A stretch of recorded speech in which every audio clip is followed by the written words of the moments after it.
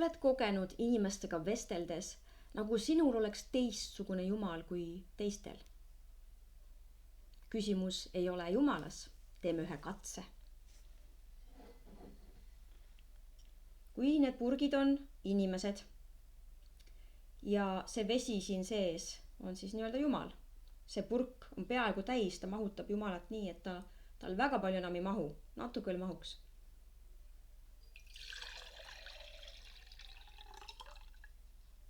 Aga see purk, siia mahuks veel, peaaegu pool mahuks veel.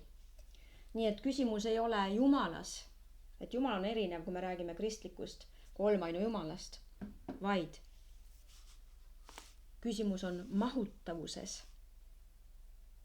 Miks mõne Jumal on nii armastav, ninnu-nännu-nunnu, et kõik on lubatud ja mõne inimese Jumal on nii nõudlik ja tal on nii kõrged standardid?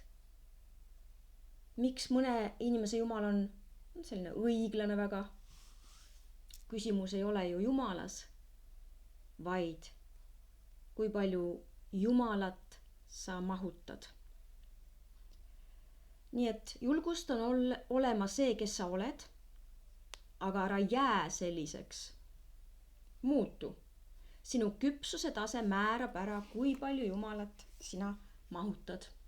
Kõigest sellest ja paljust muust on juttu raamatus 365 issanda päeva ja see on alles esimene osa, nii et loe läbi ja ole valmis teiseks osaks. Müügil parimates raamatupoodides, Pärnus Agape kogulduse raamatuletis, minu käest saab tellida ja e-raamat on ka saadaval minu käest. Head lugemist!